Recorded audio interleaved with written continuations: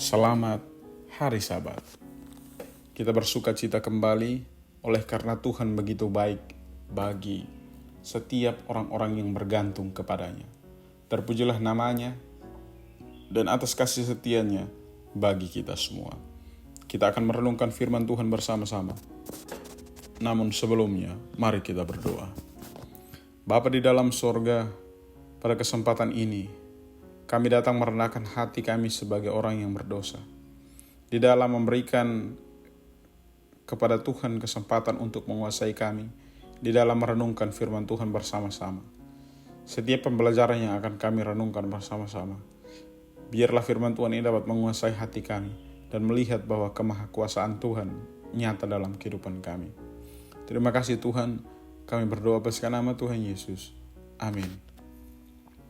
Firman Tuhan pada saat ini terdapat di dalam kitab 1 Korintus pasal 10 ayat yang ke-13.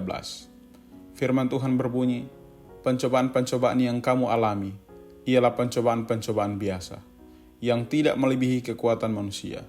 Sebab Allah setia, dan karena itu Ia tidak akan membiarkan kamu dicobai melampaui kekuatanmu. Pada waktu kami dicobai, Ia akan memberikan kepadamu jalan keluar, sehingga kamu dapat menanggungnya. Secara keseluruhan dan bahkan ketika teks ini kita baca secara utuh dari keseluruhan kitab 1 Korintus pasal 10, ayat yang pertama sampai di ayat yang ke-12. Teks ini menceritakan bagaimana Paulus kembali mengingatkan kepada para pembaca untuk mengingat kembali peristiwa di masa yang lampau. Peristiwa apakah itu?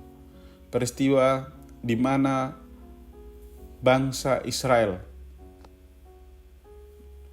menjadi percontohan agar kita tidak melakukan hal yang sama seperti mereka. Contoh yang buruk yang telah mereka lakukan. Mereka selalu menginginkan hal-hal yang jahat yang selalu terbenam di dalam hati mereka. Mereka menyembah berhala. Penyembahan berhala itu dilakukan, dan ketika mereka duduk dan makan minum, mereka bersukaria oleh karena penyembahan mereka itu. Di ayat yang ke-8 juga menyatakan bahwa jangan sampai kita menjadi sama seperti bangsa Israel di masa yang lampau. Mereka melakukan percabulan dan mereka tewas oleh karena mereka melakukan sesuatu yang jahat di mata Tuhan. 23.000 orang tewas oleh karena pelanggaran dari orang-orang yang tidak berdiri sesuai dengan firman Tuhan. Kita harus melihat kembali ketika mereka mulai mencobai Tuhan, mereka bersungut-sungut, akhirnya mereka mati dipanggut oleh ular. Ada yang bersungut-sungut, dan ketika mereka bersungut-sungut, mereka dibinasakan oleh malaikat maut. Di ayat yang ke-13, tiba-tiba muncul pencobaan-pencobaan yang kita alami adalah pencobaan-pencobaan biasa, yang tidak melebihi kekuatan manusia. Sebab Allah itu setia, Ia tidak akan membiarkan kita dicobai melampaui kekuatan kita. Ketika kita dicobai, Ia akan memberikan kepada kita jalan keluar sehingga kita dapat menanggungnya. Secara keseluruhan ketika kita membaca teks ini, akan terlintas dalam pemikiran kita bahwa Allah yang kita sembah adalah Allah yang selalu memperhatikan kita. Ia mengawasi setiap tingkah langkah kita, kemanapun kita pergi, kemanapun kita melangkah. Ia adalah setia dan adil. Dia akan memperlakukan kita seadil-adilnya.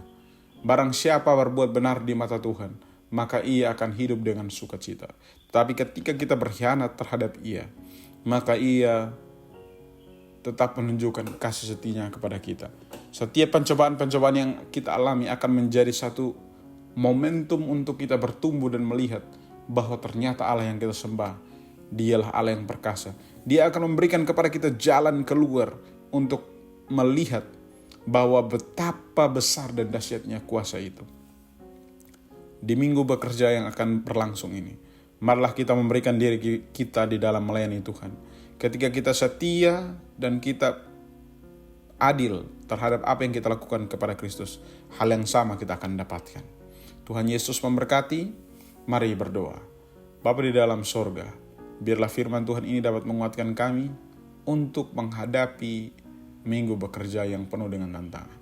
Kasih setia-Mu akan menjadi bagian kami, karena kami berdoa atas nama Tuhan Yesus. Amin.